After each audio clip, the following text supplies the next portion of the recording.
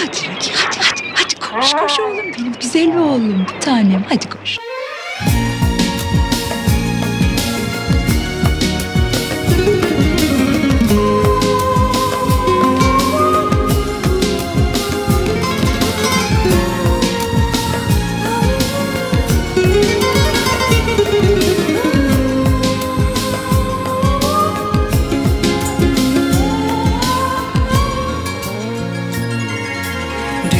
Düşün, aşamıyorum engelleri, varamıyorum yanına çarelerin.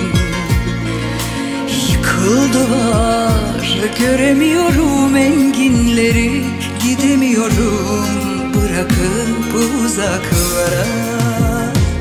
Bir ağlarım, bir gülerim, sanma senden vazgeçerim, alışamam inan.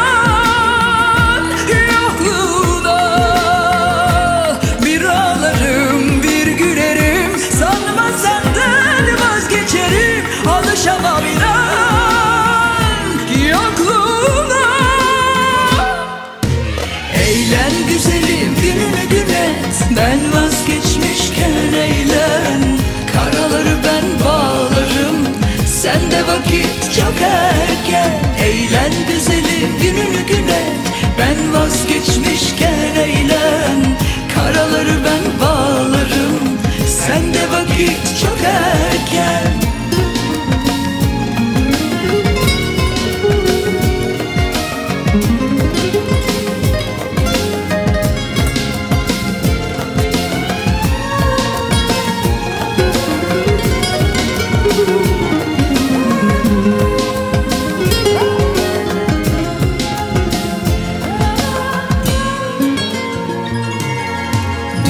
Düşün, aşamıyorum engelleri, varamıyorum yanına çarelerin.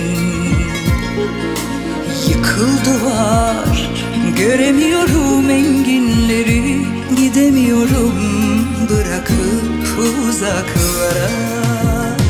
Bir ağlarım, bir gülerim, sanma senden vazgeçerim, alışamam inan.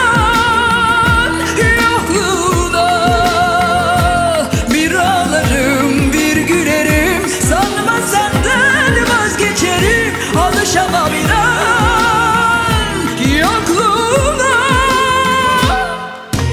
Eğlen güzelim gününü gün et, ben vazgeçmişken eğlen.